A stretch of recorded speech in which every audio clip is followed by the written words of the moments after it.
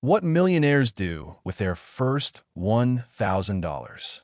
Every person has a moment in life when they first get their hands on a free $1,000 from a paycheck, a gift, or selling something they didn't need. And what a person does with that first $1,000 statistically predicts their financial future more accurately than their future salary ever will. Most people spend it on something enjoyable: a new phone, a vacation, a wardrobe refresh. A month later, nothing is left of that $1,000 except a memory. But there's a specific, well-documented sequence of actions that financial advisors who've studied real millionaires describe over and over again. Today, we're breaking down 8 concrete steps alongside what Warren Buffett, Elon Musk, Jeff Bezos, and other self-made people actually said and did with their own first dollars. One honest disclaimer up front: $1,000 doesn't turn itself into $1 million in a couple of years. That's simply not true, and anyone who promises you that is probably trying to sell you something. But the first $1,000 was never really about the amount. It's about the system a person switches on at that moment. And by the end of this video, you'll know exactly where to start today, even if you don't have $1,000 yet. Only 100. Step 1. Pay off expensive debt. Before investing a single dollar, financial advisors unanimously agree: pay off high-interest debt first.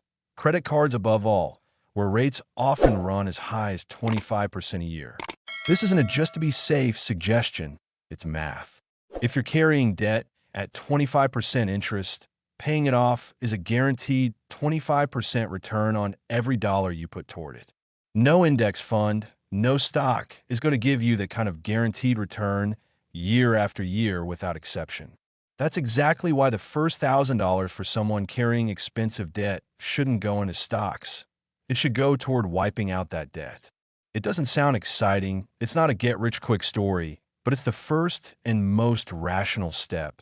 And over the long run, it saves a person enormous amounts of money and interest. One important nuance many people miss: not all debt is the same. A mortgage at 5 or 6%, or a student loan at 3 or 4%, is a completely different situation, and paying it off early instead of investing is often mathematically less beneficial than simply keeping up with the schedule and investing the difference. The pay off debt first rule applies specifically to expensive consumer debt, credit cards, payday loans, financing on things that lose value. But paying off debt is only clearing the field. The real game starts next, and the following step determines whether you'll even be able to invest at all once life throws an unpleasant surprise your way. Step 2. Build an emergency fund. The second step almost every financial advisor recommends is building a minimum emergency fund, typically covering 3 to 6 months of living expenses. The logic is simple.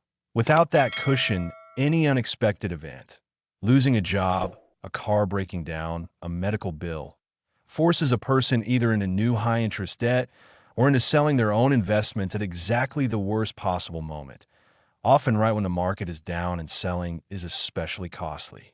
A well-known personal finance principle puts it this way: investing without an emergency fund isn't investing. It's gambling with your own financial stability. An emergency fund is generally kept not in stocks, but in something as safe and accessible as possible. For example, a high-yield savings account that at least partially offsets inflation, while still letting you withdraw the money instantly with no losses. Many financial advisors suggest splitting that first $1,000 across multiple goals rather than putting it all toward just one. Part into the emergency fund, part toward debt if the balance is small, and whatever's left into investing. The point is not to postpone investing indefinitely until the emergency fund is fully built, but to move on several fronts at once, even in small amounts. So, debt is paid off, the cushion is built or at least started.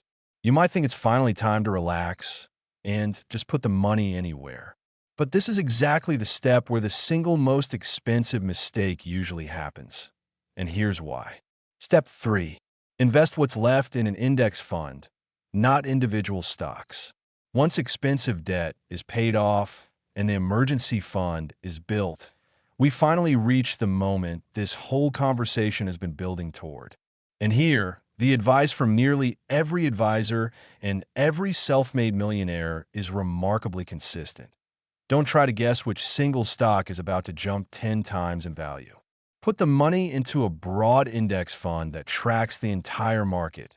For example, an index of the 500 largest companies in the United States. Vanguard founder John Bogle dedicated his entire career to this principle. He proved that the vast majority of professional fund managers fail to beat a simple market index over the long run. And he built a tool that lets anyone buy the entire market for a minimal fee instead of trying to pick one winning company out of thousands. Warren Buffett, himself a legendary investor who spent decades picking individual companies and beating the market, nonetheless wrote in his will that after his death, 90% of the funds left to his wife should be invested in a low-cost index fund tracking the American market. That's an incredibly telling detail. A man who built his fortune through active stock picking personally recommended the simplest, most boring investing method for anyone not willing to dedicate their entire life to it. Why an index fund instead of the one stock somebody recommended on social media? Because picking a single company is concentrated risk. Even large, well-known companies sometimes lose half their value or disappear from the market entirely. An index fund automatically spreads your money across hundreds of companies at once, so one company's failure barely moves the overall result. We've covered where to put the money. But now we get to the most overlooked and most important part of this entire video. The part almost no article about your first $1,000 actually explains. Step 4. What matters isn't the amount. It's the habit it kicks off. $1,000 on its own, even invested at a solid return, will not turn into $1 million within any reasonable time frame. If you invest $1,000 a single time and simply let it grow at 8% a year, it would take roughly 90 years to reach $1 million. That's not a workable plan, and anyone who tells you otherwise is misleading you. The real mechanism works differently. The first $1,000 isn't the finish line. It's the starting point of a habit of investing regularly. If a person keeps adding to that $1,000, say $500 every month, and does that for 30 years at an average annual market return of around 8%, the final balance exceeds $700,000. And if the monthly contribution is increased to $1,000 a month over that same 30-year period, the balance exceeds $1,400,000. Warren Buffett bought his first stock at age 11. Just a couple of shares in a modest oil company, bought with savings that would look laughably small today. The value of that moment wasn't the amount. It was that it switched on a mechanism that kept running for the next 80-plus years. Buffett himself later said his only regret was not starting even earlier. A similar logic shows up in Elon Musk's story. After selling his first startup, Zip2, in 1999, he walked away with roughly $22 million, an enormous sum for a 28-year-old at the time. But instead of settling into that money, he put almost all of it into his next venture, which would later become PayPal. The same pattern repeated after the PayPal sale. The proceeds went not into consumption, but into Tesla and SpaceX. We've covered why the habit matters more than the amount. But what if you don't even have a full $1,000? Only 100? Only 50? That brings us to step 5, the one almost nobody talks about because it doesn't sound as impressive. Step 5. Start with whatever you have. Don't wait for real money. Most modern brokerage platforms let you buy fractional shares and invest in index funds starting from literally any amount, $10, $20, $50.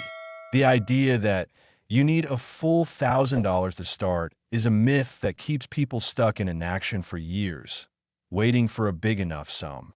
Before launching Amazon, Jeff Bezos put in $10,000 of his own savings just to incorporate the company. Nowhere near millions, a fairly modest sum by startup standards. The bigger money came later, where his parents invested roughly $245,000 of their retirement savings, and Bezos honestly warned them the odds of failure were around 70%. That's an important detail. Even the founder of one of the largest companies in history didn't start with a massive fortune. He started with a relatively modest sum and a huge risk that people close to him chose to believe in. The point of this step is that the psychological barrier of, I don't have enough money to start investing, is far more dangerous than the small amount itself. Starting with $50 a month today builds the exact same habit as starting with 1,000, just a bit slower in terms of final balance, but with the same long-term outcome once contributions grow over time. We've covered what to do when you have too little money. But there's a flip side: what to do when you suddenly have noticeably more than expected. A bonus, a raise, unexpected income. This is where the second most common expensive mistake happens. Step 6. Don't let your lifestyle grow along with your income. When a person's income unexpectedly increases, a bonus at work, a raise, a promotion, the natural impulse is to treat yourself a little. And that's completely fine within reason. The problem starts when the entire increase in income goes toward constantly rising expenses. A more expensive car, a pricier apartment, more frequent purchases, and the gap between income and spending, the very gap that eventually turns into capital, doesn't grow at all. Financial advisors who work with people building capital systematically often recommend a simple rule. Whenever your income increases, direct at least half of that increase straight into investments, before your spending has a chance to adjust to the new amount. This works because it's psychologically much easier to never get used to a higher spending level than to try cutting back on expenses you've already gotten comfortable with. We've covered the psychology of rising income. But for all of this to actually work without requiring constant self-control and willpower from you, there's one more step, the one that turns one-time decisions into a system that runs without your involvement. Step 7. Automate the process so it doesn't depend on willpower. Personal finance author Ramit Sethi, whose specialty is advising people early in their careers, gives a very concrete recommendation here. Once the money is invested and the system is running, immediately set up an automatic transfer of a fixed amount from every paycheck into that same investment account. Not, I'll transfer money when I have some spare, a fixed amount that leaves the account on payday before the person has a chance to spend it.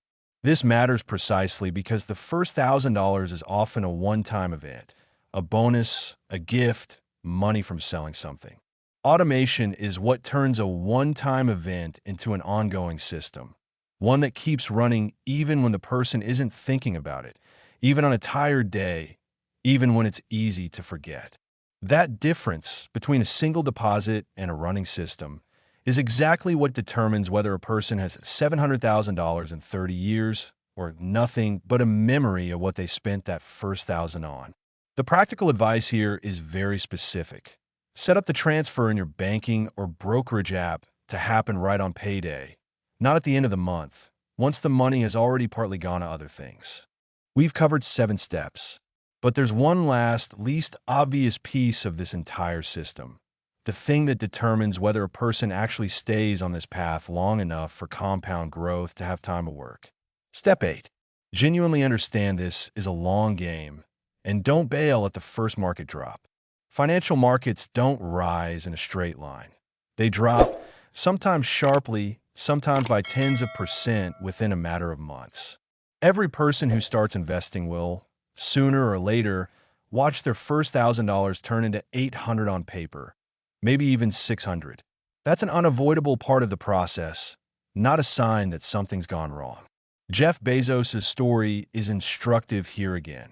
When the dot-com bubble burst in the early 2000s, Amazon stock dropped more than 90% from its peak, and many analysts predicted the company's imminent collapse. Bezos didn't sell the company or abandon the strategy.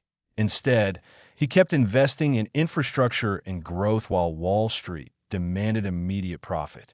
Today, that decision looks obvious in hindsight, but at the time it required withstanding enormous psychological pressure. For an ordinary person with their first $1,000, the lesson is the same.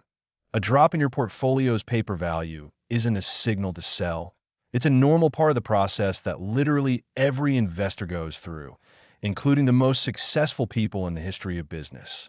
Put it all together, and the real, working sequence for a first $1,000 looks like this. Pay off expensive consumer debt. Build at least a minimal emergency fund. Invest what's left into a broad index fund instead of the single stock. Don't wait for a big enough amount to get started. Don't let spending grow along with income. Set up automatic recurring contributions. And mentally prepare for the fact that this is a journey measured in decades, not months. Nobody who actually built wealth this way did it off one lucky trade with their first $1,000. Wealth isn't built by a moment. It's built by the system that moment switches on. If this was useful, subscribe. More principles that wealthy people actually use are coming next. This channel is for educational purposes only. We share research and analysis, not financial advice. We are not responsible for any decisions made based on this content.